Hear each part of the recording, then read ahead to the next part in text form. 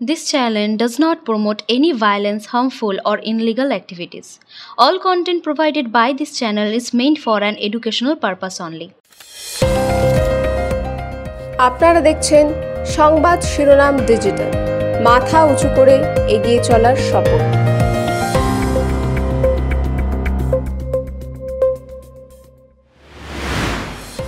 সকলকে স্বাগত সংবাদ শিরোনামের পর্দায়। সঙ্গে আমি আছি শ্রেয়া। শুরু করছি আজকের বিশেষ প্রতিবেদন। বাংলার রাজনীতিতে এক ব্যতিক্রমী চরিত্রের কথা আজকে বলবো, যিনি খবরে শীর্ষে সর্বদা থাকেন। তাতে তার কাছে কোনো বড় রাজনৈতিক পদ থাকুক কিংবা না থাকুক, তিনি আর কেউ নন, তিনি হচ্ছেন দিলীপ ঘোষ। একসময় রাজ্য বিজেপি সভাপতি ছিলেন তিনি, কিন্তু বর্তমানে দলের কোনো সাংগঠনিক পদে কিন্তু তিনি নেই। তারপরেও খবরের শীর্ষে সর্বদা আলোচনার কেন্দ্রবিন্দুতে কিন্তু তাকে দেখা যায়। তার মন্তব্য, তার পদক্ষেপ সবকিছুই যেন এক ভিন্ন মাত্রা যোগ করে দিচ্ছে বাংলার রাজনৈতিক প্রেক্ষাপটে।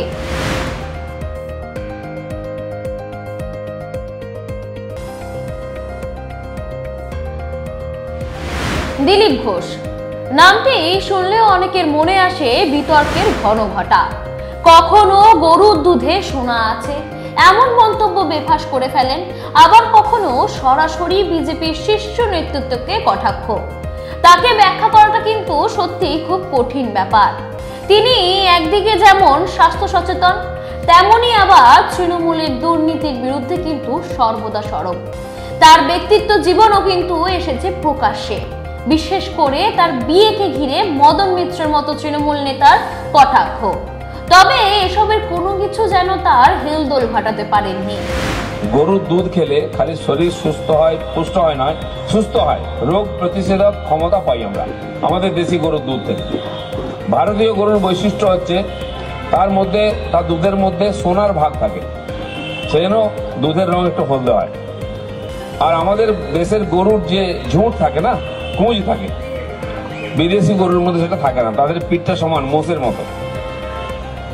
সেটা ওই গরুর যে কুঁজ থাকে, কুঁজের মধ্যে একটা নাড়ি থাকে, স্বর্ণ নাড়ি বলে, সেখানে সূর্যের আলো পড়লে সেখান থেকে সোনা তৈরি হয়, তাই গরুর দুধ হলদে হয়, সোনালি হয়। আর সেই গরুর দুধের মধ্যে প্রতিষেধক ক্ষমতা থাকে। সেই গরুর দুধ খান আপনি, সেই দুধ খেয়ে একটা মানুষ বেঁচে থাকতে পারে, আর কিচ্ছু খেতে হবে না, সম্পূর্ণ খাদ্য। আছে অনেক মানুষ আমি দেখেছি যে দুধ ছাড়া কিছু খায় না, আর গঙ্গার জল খায়, সাধু আছেন বছর পর বছর।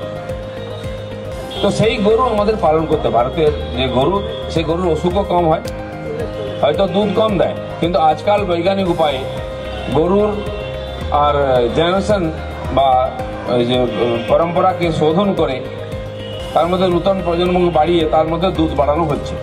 সেই গরুর দুধ, গোবর, সেটাই পুজোয় লাগে, দই ঘি। এই জার্সি গরু বা হলস্টাইন এর গরু দুধ দিয়ে পুজো হয় না, করা উচিত নয়। আমাদের দেশের যে দেবী দেবতা, তারাও বিদেশি জিনিস নেন না, কিন্তু যারা ইংরেজি সেখানে লেখাপড়া করেছে তারা ইংরেজি সব পছন্দ করে, ইংরেজি বউও পছন্দ করে। বর্ষা বউ অনেক নেতা বিয়ে করে এসছেন, তারপর থেকে গন্ডগোল শুরু হয়েছে। এছাড়াও সকলেই তার অন্য রূপও কিন্তু দেখেছেন। রামনবমীর দিন লাঠি ঘুরিয়ে যেন শাসক দলকে সতর্ক বার্তা করেছিলেন তিনি।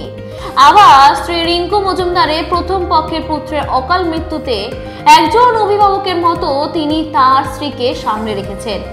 এই সব কিছুই প্রমাণ করে তিনি কেবল একজন রাজনীতিবিদ নন, তিনি এক বহুমুখী ব্যক্তিত্ব বটে। 2015 সালে দিলীপ ঘোষ রাজ্য বিজেপি সভাপতি হিসাবে দায়িত্ব গ্রহণ করেন। তার নেতৃত্বে এই রাজ্যে বিজেপি সংগঠন মজবুত হয়। 2019 সাল লোকসভা নির্বাচনে তিনি মেদিনীপুর থেকে জয়ী হন এবং পরে দলের সর্বভারতীয় সহসভাপতি পদও তিনি কিন্তু পান। তবে 2024 সালে লোকসভা নির্বাচনে বর্ধমান থেকে দুর্গাপুর কেন্দ্র থেকে তিনি কিন্তু জয়ী হতে পারেননি। বর্তমানে তিনি না সাংসদ না বিধায়ক, এমনকি দলের কোনো সাংগঠনিক পদেও কিন্তু তিনি নেই।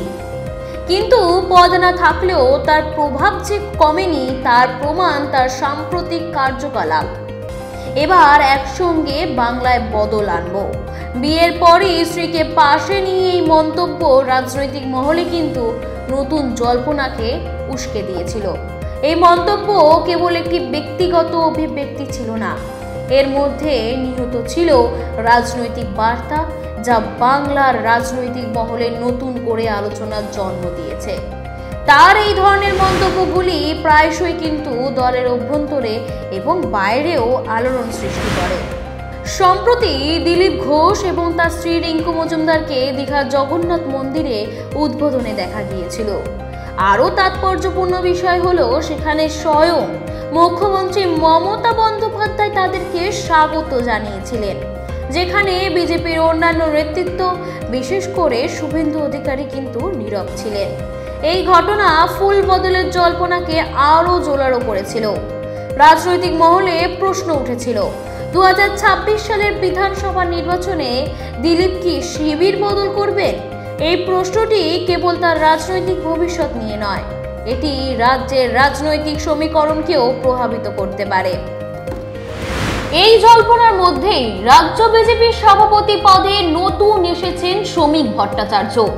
শ্রমিক ভট্টাচার্যের আসার পরেই দিলীপ ঘোষের প্রভাব এবং তার মন্তব্যগুলি দলের অভ্যন্তরীণ রাজনীতিতে যথেষ্ট ভাবপূর্ণ। তার সমর্থকরা মনে করছেন, যদি পোস্ট ছাড়েনও দিলীপ ঘোষ, তাতেও কিন্তু দলে প্রভাব তার কিন্তু অনড়। তার সুরে, তার যে মেজাজ, তার যে বদল, সে কথাই কিন্তু তা কিন্তু স্পষ্ট হয়ে উঠে এসেছে। তারপরেও এছাড়াও যে সাম্প্রতিক জল্পনা কল্পনার মধ্যে একটা বিরাট বড় খবর সামনে এসেছে, সেটা হচ্ছে দিলীপ ঘোষকে তলব করেছে দিল্লির কেন্দ্রীয় নেতৃত্বরা। এই তলব ঘিরে রাজনৈতিক মহলে নতুন করে শোরগোল শোনা হয়েছে।